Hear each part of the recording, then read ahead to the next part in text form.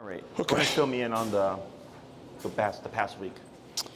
So we've been doing 2 walks a day. Okay. I haven't gotten to 3, but I'm trying to pace her a little bit just with Oh the yeah, leg. because of yep, that's fine. So far, I think it's going well in terms of the shoulder, but I mean, there's a big difference already. Okay. Which I know you said that was going to happen, but it's great to see so far. Okay. I'm surprised. It's definitely not, gone. Uh-huh. But, I mean, just her walking in here, right, and not wanting to go after you, that's basically been the same response I'm getting a lot now as I just take her for walks. Okay. So, before we started all this, if I was walking on one side of the street and someone was on the other side of it, she'd react, especially if there was a dog. Yeah. So first thing I noticed was, it wasn't a big deal. She wasn't stopping and staring on the other side of the street. Yeah. So then we started getting to, I was, going to pass people on the same side of the street. Pretty good for the most part. Okay. Maybe like a couple times, like, call it 20, 30% maybe, Okay. she might react. Okay. Zap her, and, she'd calm right back down. If someone walks by with a dog, still much more reactive. Right. But I've actually had some pretty good luck with just sort of getting her to, we sort of do the same thing, just pull off to the side a little bit. She sits down, wait for someone to go by. Okay. She reacts, she gets hit, calms right back down.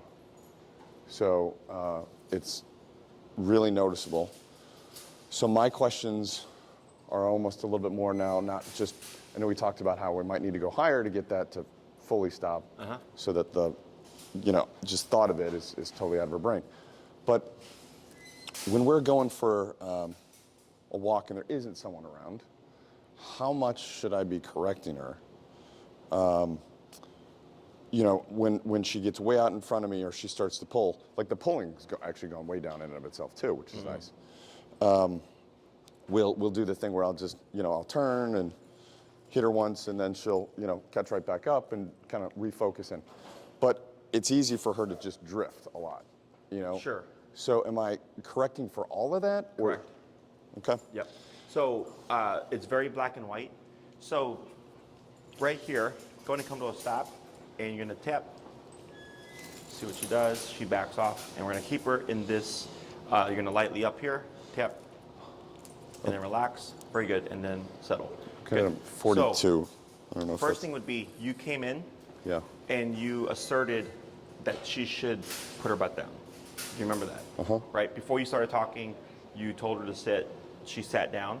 You started talking to me, and then what happened? Then she drifted off and Exactly, yeah. right? And then our natural instinct is to go with it. Yeah. But when you give that command is in effect until you've given permission. Otherwise, if you say sit, she does it, and then she breaks it, no consequence, you've now disempowered what you say, right? So it's just kind of like with kids. Yeah. If my mom was like, Jesse, don't do that, and then later on I did it and there was no consequence, do I really respect what she's saying? Does that make sense? So here, that black and whiteness of, even though it's obedience, it's not behavioral, technically speaking. Right. It's the fact that you're saying, put your butt down, and if you get up, there's going to be physical consequence. Okay? Because that keeps her in this realm of like, okay, I have to think about the choices that I make. Okay? Because that is strict. He's no longer giving me gray area. Okay? So that's the first thing. Now, had you came to a stop and not said anything, technically speaking, she could wander. Okay. Because there was no command given. But the fact that there was, we would have to reinforce, right? Now, the other half of this would be if I came to a stop and she's wandering, there's nothing to say that I can't disagree with it. Okay? So then, like, let's say she's wandering and I'm standing still and like she's pulling me and I'm getting annoyed. Yeah. I could technically correct that to tell her, don't wander. Yeah. And what she would probably do is come to your side and like lay down like she did here. Okay?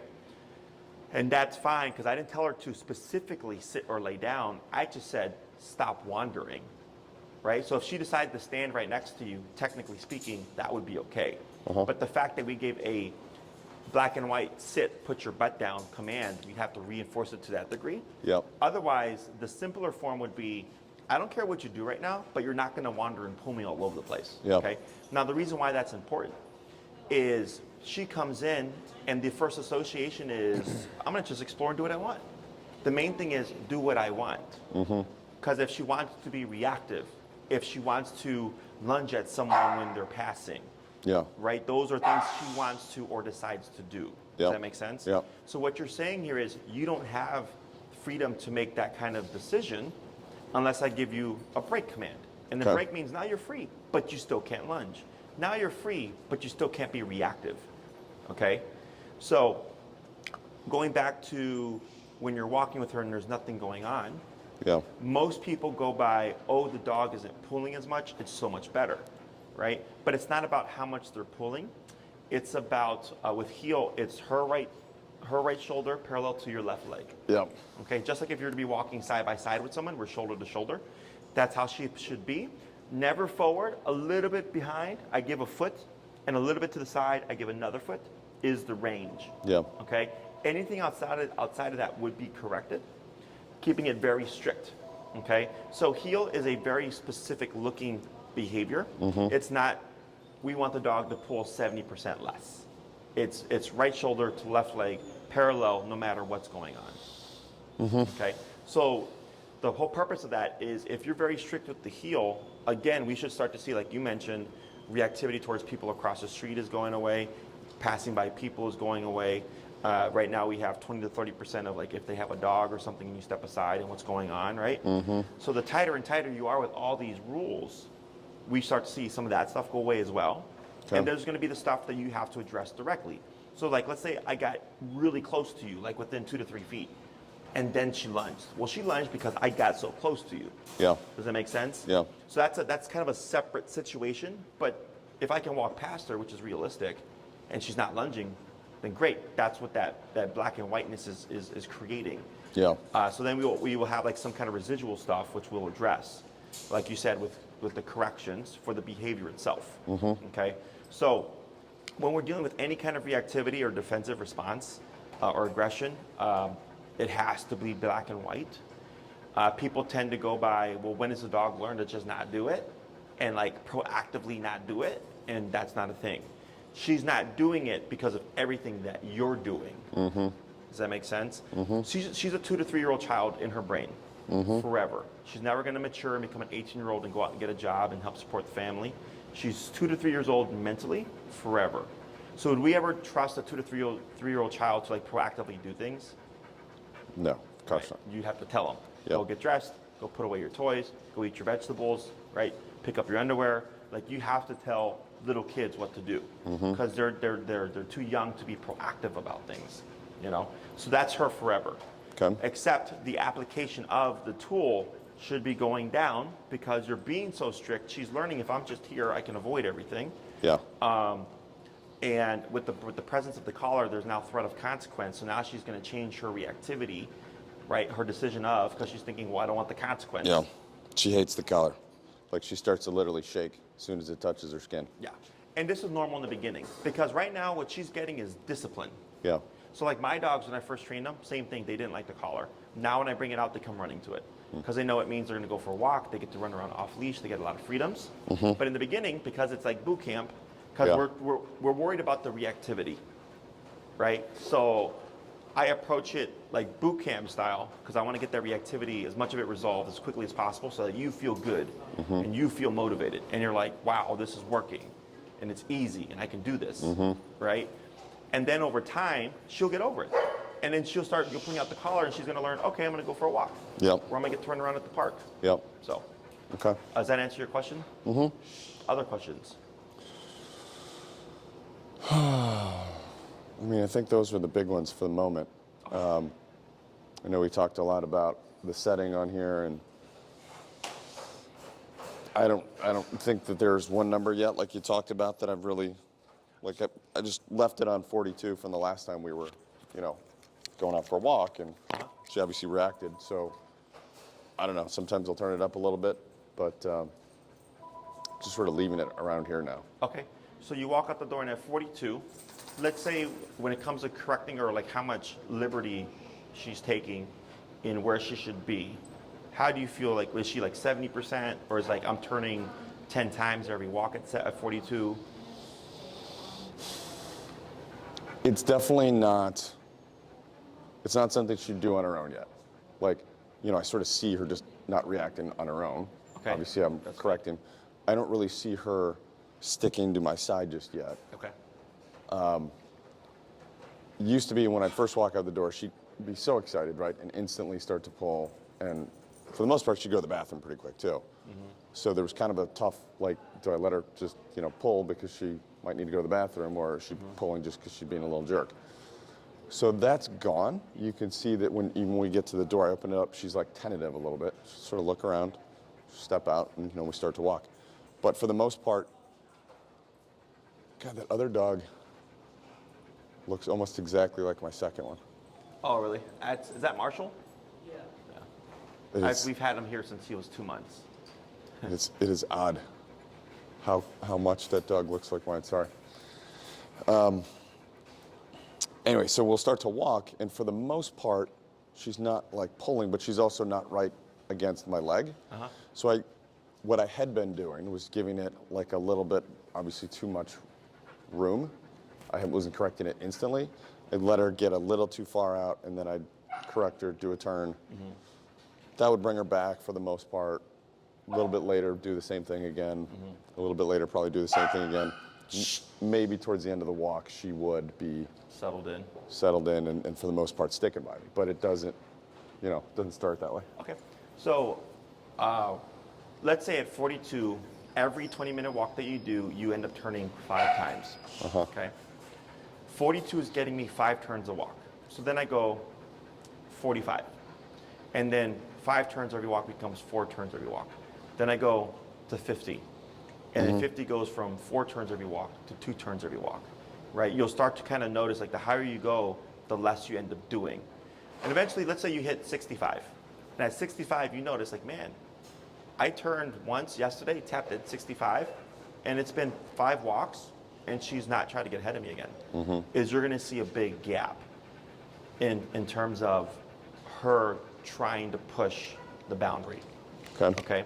So I think starting out at 42 is good, but we're close, but we're not there yet, because you want to be able to walk out, and there's no reactivity, and there's no attempting to forge. Okay. Does that make sense? Yeah. But we're doing it gradually. I'm not just thinking, all right, I'm gonna go to 65. Like, I technically could, because I could see the dog and like realize, and I can figure out what's gonna be the appropriate number immediately. Whereas for you, you're trying to figure it out, right? So you're developing your eye for recognizing what she needs, so that you are more aware. Then you might find, hey, ever since you went to 65 for her obedience, all of a sudden, a lot of that residual reactivity is starting to go away on its own as well. Yeah. Because now she's getting a higher consequence for a lesser behavior, which makes it more impactful. Okay, so like, you know, running red lights. If it's a $100 fine, right, that sucks. But if it's like a $1,000 fine, less people would be inclined to run that red light. Yep. Right. So it's just trying to figure out what's that number that's going to stop and then deter greatly. Okay. But I think you're on the right path so far. I think we're good as long as we make good progress. Because I always say it's like about 60 to 70%. Issues get resolved, and you just gave me the number of 20 to 30% left of reactivity, which adds up. Yeah. Okay. And you can let her lay down, because I know she's got her leg thing. She's definitely stressed out. Like, but she's passive stressed though. Yeah. Like when you first came in, she was the way her eyes looked, she was like very anxious, but now she's starting to just kind of settle. Yeah. Okay. So, other questions?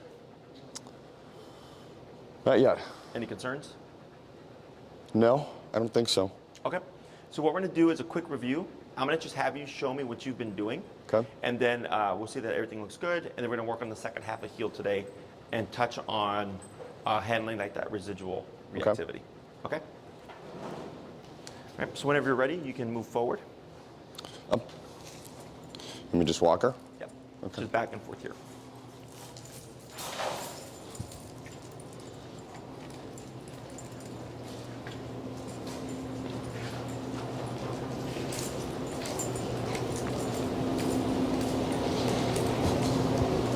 So it's, you know. This is pretty good. All right, because this is where I sometimes am just not sure. Like, am I grading for perfection? Do you tolerate some of that? 1 foot to the left and 1 foot back is her bubble. Okay? Okay. So she's staying within that bubble from what I can see here. Yeah. Okay. Now, can you ask for more? Yep. Keep forward, tap. Good. Now, can you ask for more? Absolutely. But if she's staying within my general rule of 1 foot to the left or behind the left leg, you don't have to. What also helps dictate, and go ahead and slow to a stop here. There we go, perfect. What else dictates how tight we need the dog to be or how strict we need to be is her behavior. Okay? So like, let's say this is your heel, right? So like right there, she's her right shoulder is about a foot away from your left leg. That's technically within my rule. Never passing, not even an inch. Okay? So technically when you came to a stop there, did you see how she forged? A little bit. She stopped with you, but she still passed up. Yeah. Is if I can catch that, I would pivot, turn, tap as quickly as possible to correct that. But if this is what your heel looks like and her reactivity is gone, then you're okay. Right. If we were still, like let's say we fast forward 2 to 3 weeks and we're still struggling with reactivity, like we're stuck, right? Then I'll go, we definitely need to make that heel tighter because she needs to be very worried about it prior to the reactivity, okay? So that's what I go by. Every case is different. Yeah. As long as she's making progress, we're good. And she's within my boundary, like she's not 2 feet to the side. She was within a foot and a foot behind, all that was good. So as long as she's within that pocket, we're fine.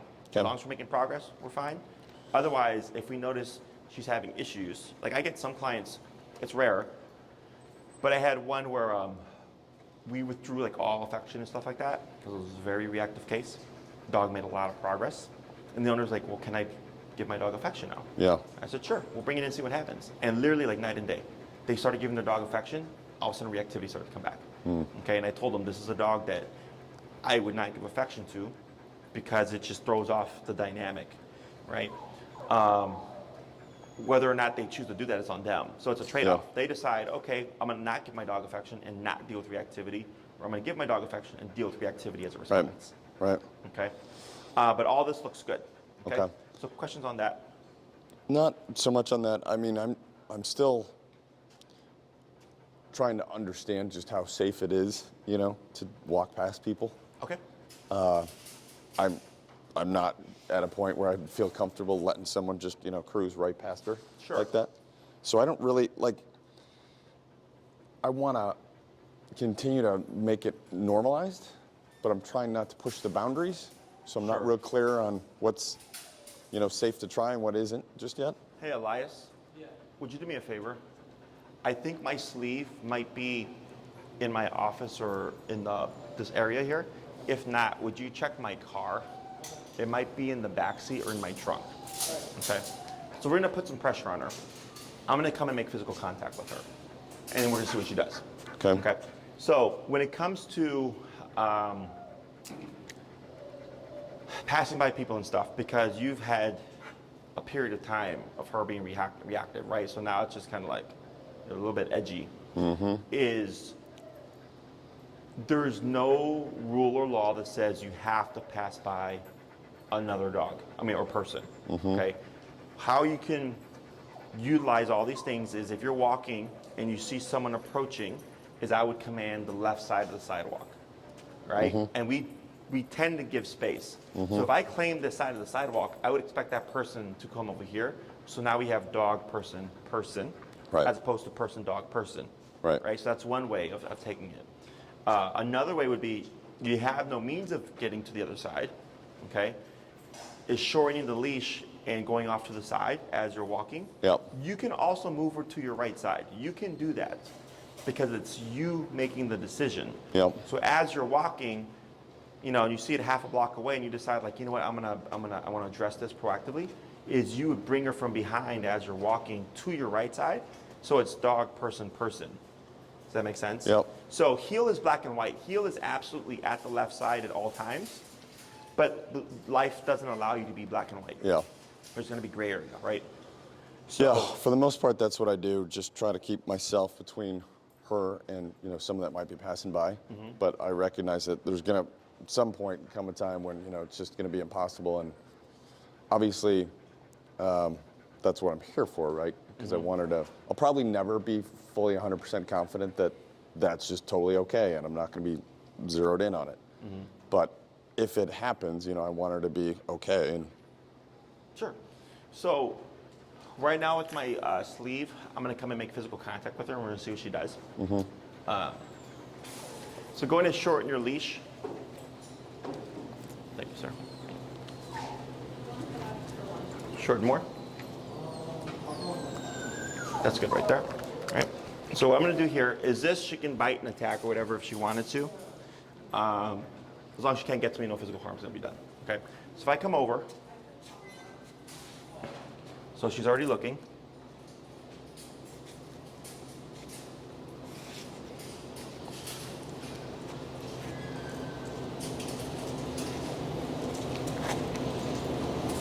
Go ahead and bring her forward. There you go. Go ahead and pull up on your prong. Tap. you want me to get her to sit or what? Tap, yep.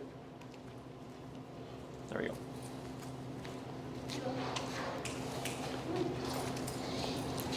Pull up. There we go. And then go ahead and take a step back. So you're with her. There you go.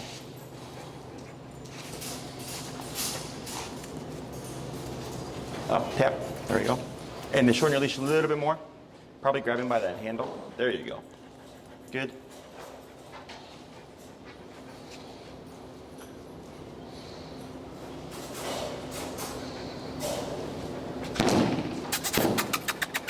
Hi. Hi. Hey, sweetie. Hey, sweetie. Hi. Hey. Good. You can turn and face me. So, remember the first time we met? Yep. What did you see? First time when I met you and she lunged at you? That one? Right. And all we did was approach. Yeah. Right? And then right off the bat, she lunged. Mm-hmm. And now I went in her personal space, and what did she try to do initially? Get away. Get away. Yeah. Okay, she was telling me she was uncomfortable, and I kept pushing.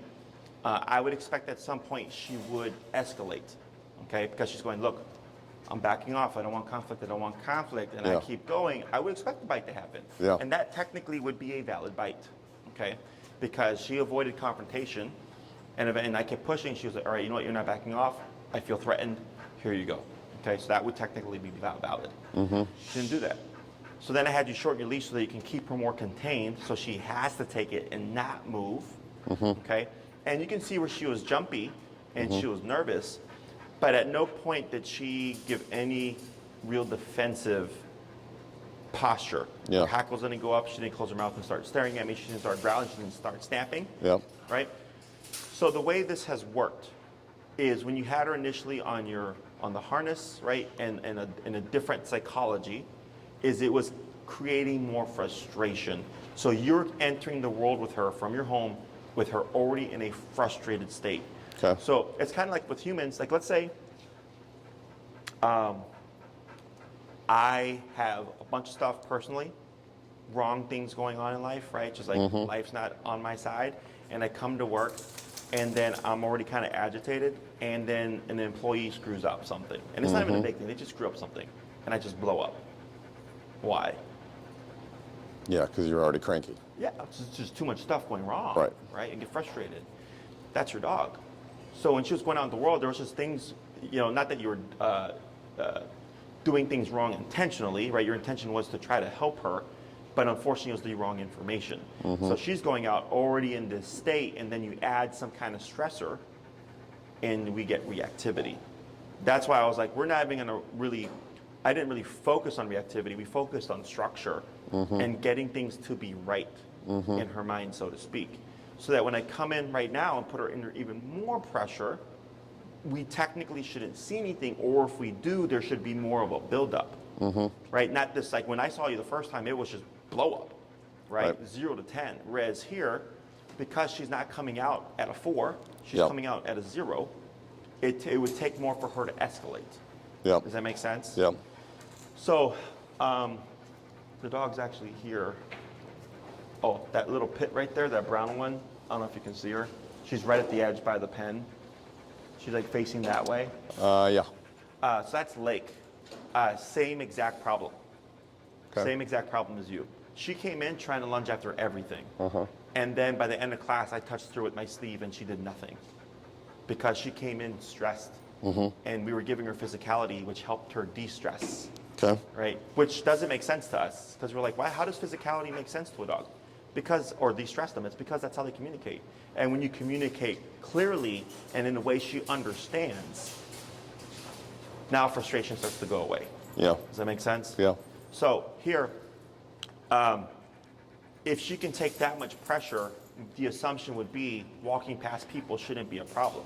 Yeah. Now, could something still happen? Sure, one day you could be walking by and out of nowhere, oh my God, look at that rat. Right. Right, which happened to a client of mine with their Australian Shepherd, because he's a cute dog. They're walking and some older lady just turned around like, oh my God, Australian Shepherd, right? Like literally just like out of nowhere. And like even the owner was startled and the dog blew up. And they're like, what can we do? I'm like, well, that's technically not on you or the dog. That's on that person for being a dummy. Yep. And just thinking every dog likes that. Yep. So the way the world is, unfortunately, not in the favor of your dog. Okay? So this is to show you what she's capable of. Yeah. But you can always be extra cautious and more proactive. And like I said, command space, move yourself to the left to make that person go to your right. Yeah. Move your dog to your right as you pass by. If you want to get a sticker that says do not pet on her leash, this is fine. On her leash, that's fine as well. Okay. So then at least you've done everything you could do. And if somebody comes up and goes like, oh my God, look at your dog, and like goes in her personal space and they can clearly see that sticker or that tab, that's not on you or your dog. Yeah. Okay? I mean, just imagine for you if someone just came up all in your business and you never met them before. Right. But Right. you wouldn't, well, most people wouldn't punch them. You'd be like, hey, back off, right? But if Yeah. they kept pushing, we may get defensive. Dogs are more primal.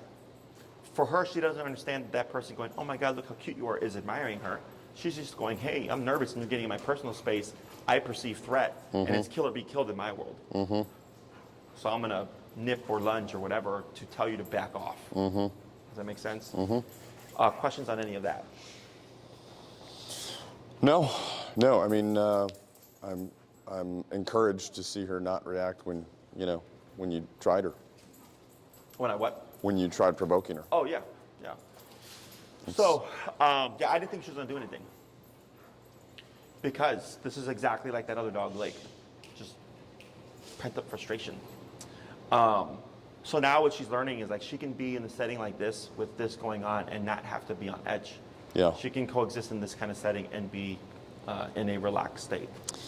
And when we board her, or when we boarded her in the past, we sort of worked with the company that handled the boarding and all that stuff, and they knew that she was a dog likely to react, and she had gone after one or two people there before. But for the most part, when I would drop her off and I would exit the area, from everything they told me, she was a great dog. Like she was happy and she played with other dogs well, and like the staff loved her. But then as soon as I was in the area, then it would always be be a Because problem. you give her something to protect. Yeah. So like let's say you look out your window and you see someone you don't know sitting on your car. How do you feel about that? Well, it's my car, so yeah. So that empowers you, right? Yeah. In a way where you're like, hey, get off my car. If you see that same person sitting on a car and you don't know who the owner is, do you care? No. No, not your car. Does that make sense? Yeah. So as soon as you're within the vicinity, you empower her, you give her something to protect. Okay?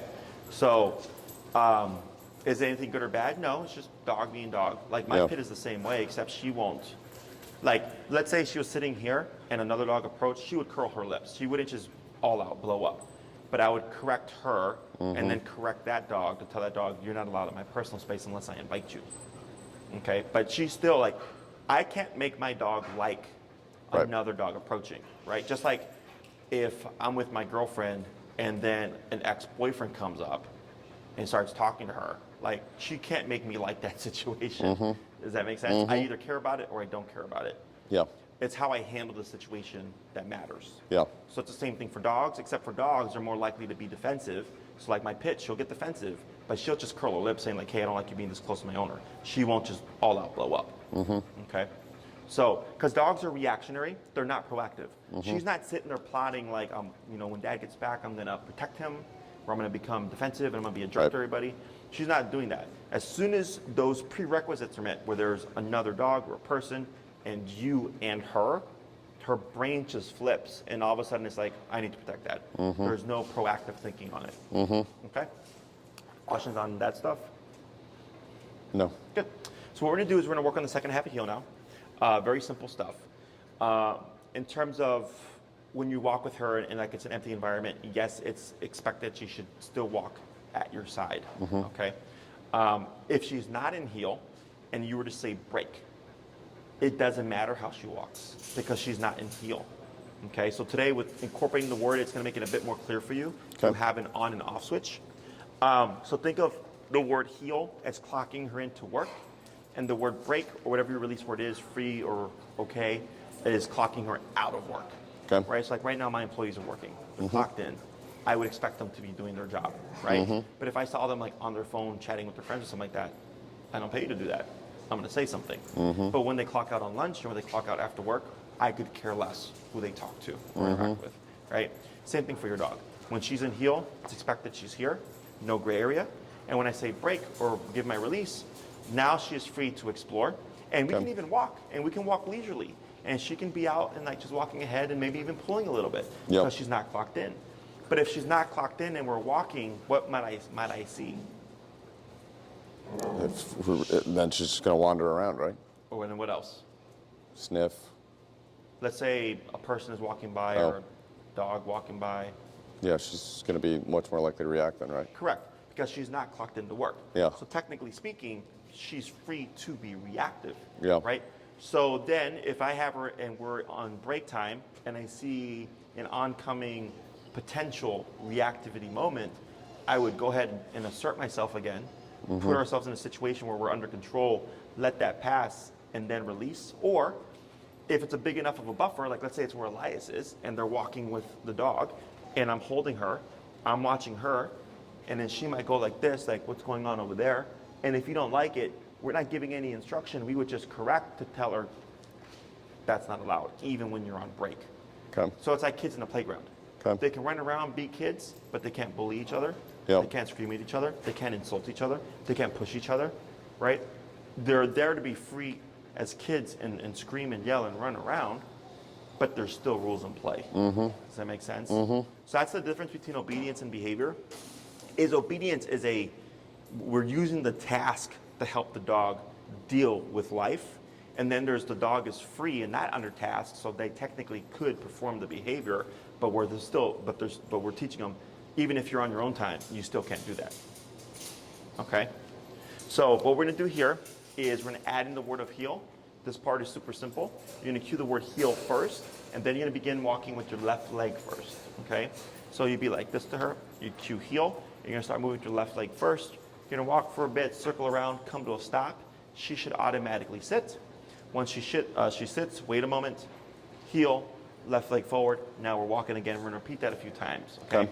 Now, when you're coming to a stop or when you're in the walk, should she pass you, the pivot turn tap is still in effect, okay? So if anything, that's when it does go into effect, because if she's not on heel, technically, she can walk around and explore, okay? It's only when you cue the word heel that it's expected she walk at your side, and you would pivot off and tap to correct her. Okay. Okay? Questions? Not yet. So go ahead and cue the word heel. Heel. And then left leg forward. Good. So now she's in the context of heel. You're going to do a slow turn here. Good turn. Pull left tap, keep forward. There she goes. You're going to slow down to a stop. We're going to ignore this for now. Heel, left leg. Heel. Good. Keep forward. There she goes. Add a girl. Keep forward. Tap. Good. Go ahead and slow turn. Good. Keep forward. Yep. Slow to a stop. Good. Heel, left leg. Heel. Good. We're going to do that 2 more times. Good. Keep forward. Good. Go ahead and slow to a stop here. Good. Heel, left leg. Heel. Slow turn. Good turn. Go ahead and pick up pace a little bit. So you see how she's forging right there? Uh-huh. So right there is when you would do a pivot turn tap. Okay. Go ahead, turn, tap. There we go. Turn, tap, tap, tap. Good. Better, slow turn. Yep, good. Slow walk, keep forward. Slower, slower, and stop. So she overcompensates. Do you notice that when you do your actual walks? Where when she walks, she kind of like nervously walks faster. Right. But she's staring at you? Yeah. Those would be pivot turn taps. Okay. Okay? She's doing it out of nervousness because of pressure. Yeah. So it's counterintuitive to us to think that more pressure would help her lock in. Right. But that's what we would do. When you say heel and she shoots forward, I'm already pivoting off and tapping to sync her up with me because she should be following your lead and not overshooting and looking like this so that she can see when you're going to turn. Okay? Because that's what she's trying to do.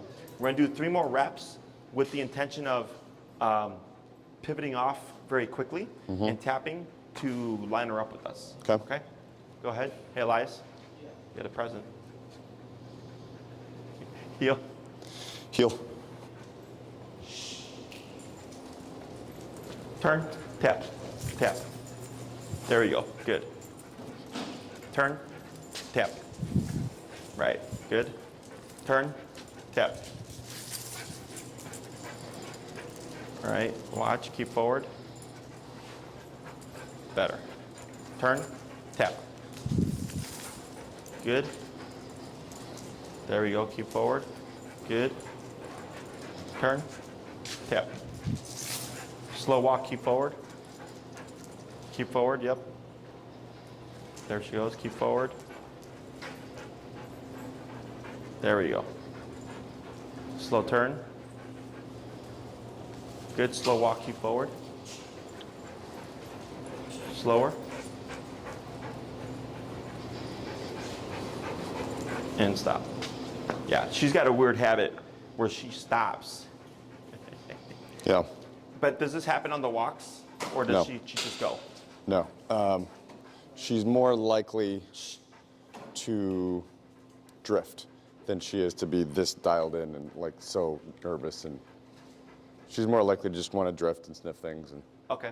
So if she ventures too far to the left, you don't need to turn. You can keep forward and tap, and it should bring her in. Initially, what you might see, it's going to push her out. She's going to do this. Okay, so you'd keep walking forward and tapping, so eventually she learns that this isn't working, and she should move into you. Okay, so the turn only applies when she passes you. Okay. If she's going to the side or lagging, you can keep forward and tap to get her to come to your side. Okay. Questions? No. So now, so that's the easy part, is cueing the heel and moving the left leg first. For this next bit here, and you can come around this way. There you go, so I have space. And then slow to a stop. There we go, perfect. Is we have 2 major types of turns with the heel. We have the pivot turn and the crossover turn. The pivot turn is technically what you were doing last week. This.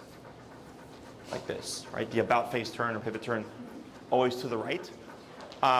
Except there's 2 types of pivot turns. There's the abrupt, or what I call the correctional pivot turn, which is if she gets ahead of you, it's random.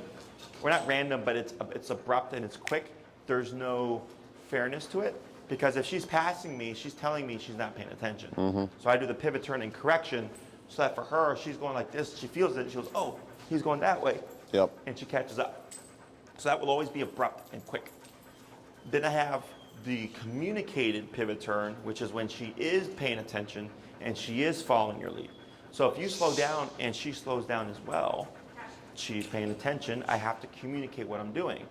So when we're doing the communicated pivot turn, I slow down and I'm going to step forward and out with my left leg, step back to my right leg, forward left leg, and now I'm going the opposite way. Okay? So it'd be left, right, left. Now I'm going this way. Slow down, left, right, left. Now I'm going this way. And what we should see is she should naturally just curve around you.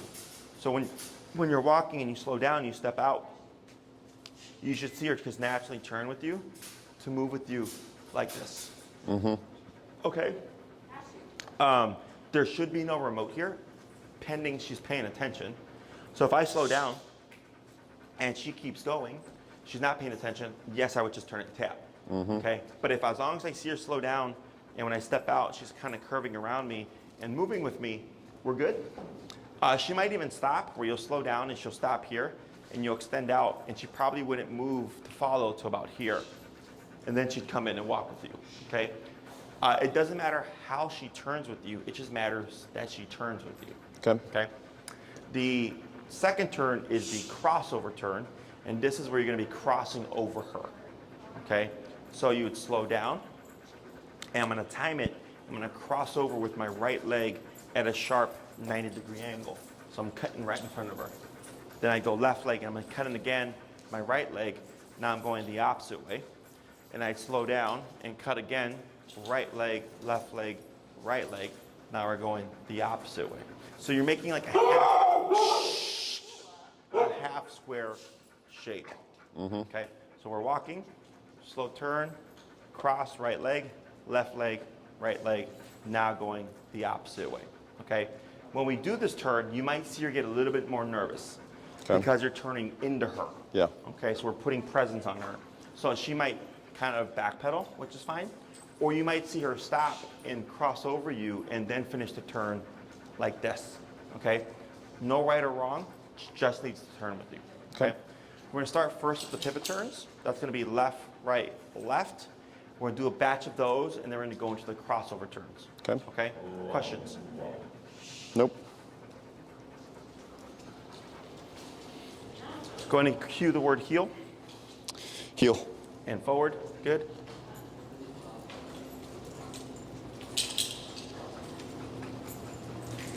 And you're gonna slow and get ready for that left, right, left, going to the right, left, left. There we go.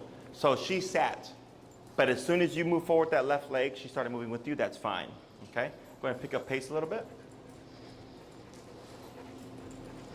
Now you're gonna slow walk. She slows with you and get ready for that left, right, left. Left, right, left. Now she turned with you. Very good. Going to pick up pace.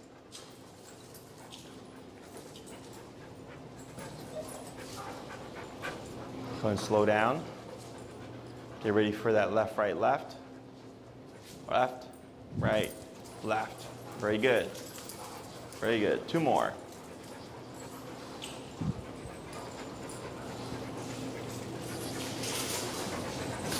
Get ready for your turn. Slow down first. Left, right, left. Good. We'll try one more turn.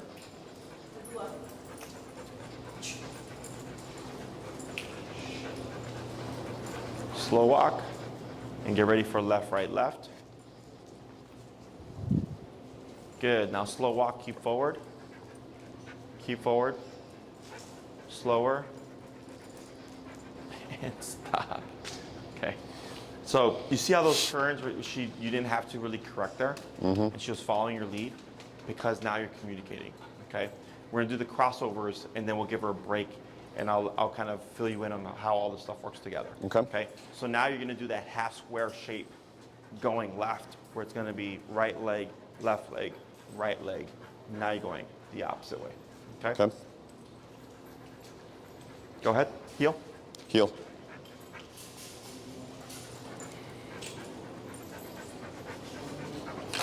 All right, get ready for your turn. Slow, right, left, right. Just like that. Good. Go ahead and pick up pace.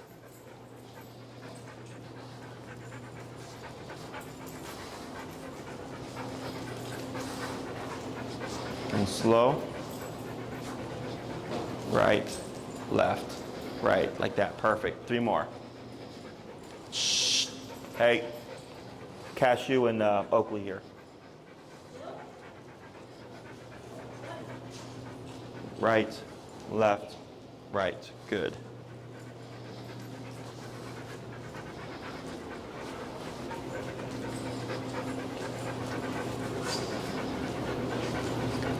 Right, left, right. Good. We're going to just do a couple more.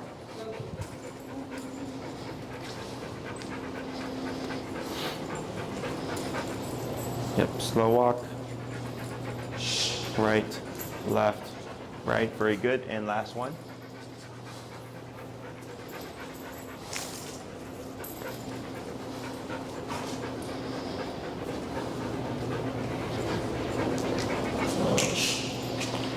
And slow to a stop.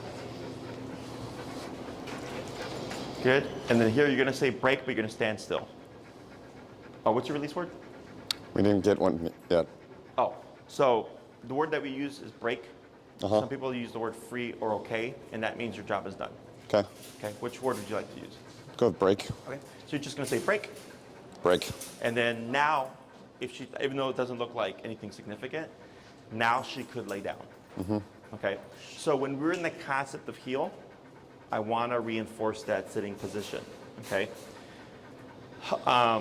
except, and I know there's like the whole hind leg thing, correct? Or was it something with walking? She blew out a knee. She had knee repair. Knee repair. Yeah. Okay. Did they say if like sitting for a period of time would be uncomfortable for her? No, I mean, for the most part, she doesn't really seem to have had any, lingering effects. Uh-huh. But they did tell me that the other one's likely to, tear at some point soon. Okay. So if we're in the concept of heel, we're trying to be as black and white as possible. Where I would have, and this is okay because we told her break, is if we're dealing with reactivity, in that context, I have to reinforce that sitting position because having her lay down puts her more at an advantage, okay, if in terms of lunging. Otherwise, like here, because it's a controlled environment, and I was like, when you stop, say break, so that she can just have the option to lay down, is once you've cued that word break, now it doesn't matter what she does, specifically speaking, like walking at your side or sitting at your side, but it does matter whether or not she's reactive or not. Okay. Okay, so you came with those turns. You can see how she's just naturally moving with you. So a dog's primary two languages are physicality and body language. Okay, so the e-collar and everything you did last week was all the physicality: turn, tap, turn, tap, turn, tap, right? To get her to start paying attention, thinking like, you know what? Every time I don't mind Dad, like this happens and I don't like it. So now we got her attention. So now we have to communicate what we're doing in order to balance out the concept. Okay. So if you're driving and you just hit the brakes, whoever's behind you is probably going to crash into you because it was so abrupt. If you just switch lanes and you don't put your blinker and or slow down or give communication of, hey, I'm going to switch lanes, we might have a collision there, right? We pump our brakes, we put our blinker, we change our speed. We do a number of things so that other people can see your difference and go, oh, you're doing something. Oh, you're switching lanes. Oh, you're stopping, right? And we can adapt to that situation. You're doing the same thing for her here because it's when we go into heel, right shoulder, left leg. So if I just stop abruptly, she's going to keep going. Yeah. Too abrupt, just like the person would crash into you. So we slow down first so she has the time to see what you're doing to stop with you. Otherwise, it would be technically unfair to just abruptly stop and expect her to stop with you. Yeah. But at the same time, if she did pass you, we would have to correct that, technically speaking. But that would be handler error, okay? Same thing with the turns. If you're just walking with her and you just go like this randomly and she didn't do anything incorrect, that would technically be unfair. So that's why we slow down first, give her the cue of, hey, I'm doing something different, and you could see her just naturally turning with your body because of how you were using your legs. Okay, so dogs are able to pick this up very quickly because it's their language. Okay, body language and physicality. Okay. You put those two things together, it's literally that quick. Because people always ask, like, wow, like my dog's turning with me, and like, or like all this stuff. I go, yeah, like because you're talking their language. What the problem is that people are trying to make dogs learn their language, our language. Right. Right. They won't. They will never be able to. Okay. Dogs learn by association. She doesn't learn that the definition of heel is walk at my dad's left side, right shoulder, left leg, 1 foot pocket, and stop when you stop and sit. Like she associates. If I hear the word heel and I walk with Dad and I pass him, this happens and he's going the other way. So if I pay attention to him, I can avoid that altogether. Yep. Okay. So when it comes to applying these, the reason why we have the two turns is if you're outside and you have to, go that way, but this sidewalk is busy, Well, you have your pivot turn, and that keeps you on your side of the sidewalk, okay? Because it keeps you in the line. Let's say behind you is busy, but to the left of you is clear. Now you have the crossover turn, and you stay within the width of the sidewalk. So they're meant to be applicable. Okay. So in the beginning, because it's not natural for us, obviously, to like actively use our legs in a specific way when we're walking, is in the beginning I suggest when you go outside, let her potty first, and then you're going to start with 5 heels to stops, 5 heels to pivot turns, and then 5 heels to crossover turns. Okay, to warm yourself up. And then you're going to go on your walk. Because on the walk itself, you're probably not going to turn that much. Right? So it's to get these movements into your muscle memory. And then once you got it down, you don't need to practice it anymore because it's a part of you. You just apply it as needed. Okay. So it's essentially what we just did right now. Right? We did 5 heel to stops, then we did 5 of the pivots, and then 5 of the crossovers, and then I stopped to give her a break. Okay. So same concept there. The hard part is going to be you're walking with her, and you decide you're going to turn left at the corner. So now you got to time your movements, and then if there's people here, coordinate your movements and your timing around the people so that you can turn left to go down the other way. Okay. But once you get used to it, I don't think about it. It's just so natural to me. Okay. Questions on any of that? No. So these turns and slowing to a stop only apply if you've said the word heel. Okay. So technically speaking, if you come outside and you don't say anything, she's free to pull and roam and sniff and pee and poop and roll around. But the moment you cue that word heel, boom. Okay. Now she's clocked in. Okay. 2 most common mistakes people make would be being too low or not slowing down. And I can usually tell the difference because if they're too low, the owner will say, Jesse, I slowed down and my dog doesn't pay attention to me. Well, that's why the higher number is important because the higher number gets her to pay attention. Okay.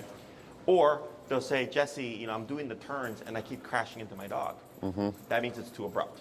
The dog isn't seeing it. So we're walking and we're just going like this. And you're turning right into her. So you're crashing. Okay? So that's us not slowing down.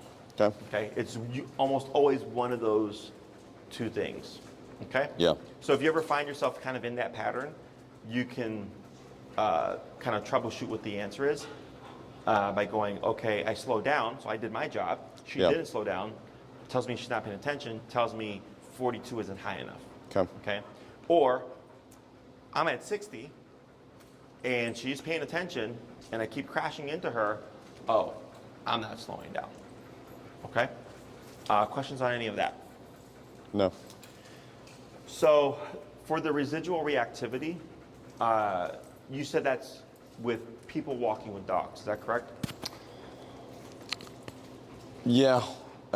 We've had some success with some dogs, but I'd say that one's probably more hit or miss than right now. We seem to have more success with just people, even if they're coming at me, coming at us.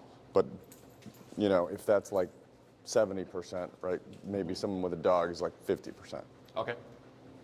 So I think part of the answer is going to be higher number because of what you mentioned earlier, that you're having to still turn, and there's kind of a little bit of a gray area there. So I would experiment with raising the number. I would start around, if you've been doing 42 the past couple of days, then I would start at 45. And then from there, I just go in chunks of 5 to make life easier. So 45, 50, 55, 60. Until you find a number, and you might see her become more nervous in response to the collar. But then when she starts to lock in, we should start to see, since she's more nervous about the collar, she's overriding herself for like the last 30% of people and the last 50% of dogs. And then we see what parts does she still struggle with. So it's like, hey, I stepped aside. She was great, but the dog lunged at her. Right? That's like one of the hardest. I go, makes sense. So I'm not really too worried about that because that's pretty standard with how reactivity works. So then if I'm at 60 and she's still gambling, being reactive back to another reactive dog, what does that tell me? That she's still not caring about the 60? Not caring about 60. 65. Okay. So anytime you see a potential reactive moment, at this stage, I'd always, again, just step aside and just build off of those failures. Okay.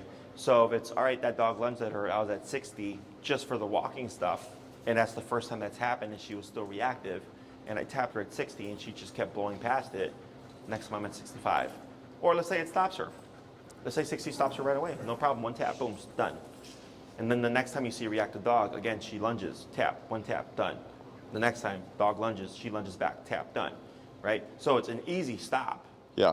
But you're constantly having to manage her still. Yeah. So 60 is enough to stop it, but not deter it when it's another reactive dog. So I'm gonna 65, okay? So you should see stop and then deter. If we don't see that deter part, then we're most likely still a bit too low. Okay. Okay, and that's the hard part, because not every dog you pass is gonna be reactive, or if the person has a reactive dog, they're gonna cross the street. Yeah. So they're not gonna give you that ability to practice that in a rehearsed kind of context. Yeah. So that's why in the spectrum of reactivity, I always say human reactivity goes away first. Then it's calm dogs, excited puppy type energy is the middle, other reactive dogs, and then sudden run-ins with dogs or people is end of spectrum, because you can't plan for it, or the person pulls their dog away, or it's too abrupt when you turn the corner, you weren't expecting it, right? So there's a lot of variables there, so those things end up taking longer. But the first three, humans, calm dog, excited puppy type energy, tends to be the first half of the spectrum that resolves like fairly easily. Okay. Okay? Questions on any of that? No. And I'm sorry, was it your wife that we saw that I saw Yeah. last time? Yeah. Has she walked her? No. Okay. I mean, she walks her, but not like with, this and the rest of the training. Okay. How has she been with her? In general, she's just a lot more calm with her. Okay, so I think I'm remembering that with her, it's actually, she's more defensive than she is with her. Right. Gotcha. Now, I don't know. We haven't really tried out just what it would be like for my wife just to walk her in general. I'm not sure. Lately, I've just been doing all of it. Okay. Gonna give it a whirl and see what happens. Sure. Even without, this stuff. Other thing to note is that your prong should be above your e-collar. Oh, okay. Yeah. So it's going to be prong above, Okay. because that gives you the immediate leverage of Got having it. to pull up if needed. And then the e-collar below it. Now, if you're doing flat collar, it would be flat collar below, e-collar above.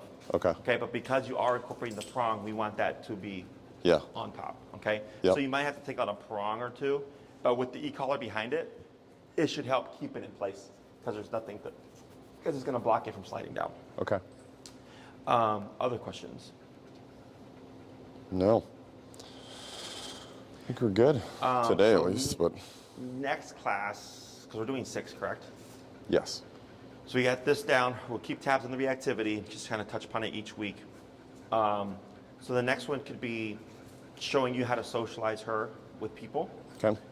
We would need muzzle. And Okay. I'll give you a very strict exercise on how to do that. If we do that exercise, I suggest we just meet here so we don't have to worry about external stimuli, and we'll just be in the room so we can just focus on the exercise. Okay. The next thing, if reactivity is going well and you feel like you're making progress, would be probably recall, common called stuff. Okay. Because recall takes the longest to teach, so I try to get them in as soon as possible. The next class after that, pending reactivity still doing well, if you feel like you had a good grasp on the socialization exercise, most likely stationary work, like what Rue is doing there on that bed, or she has to sit still for a period of time.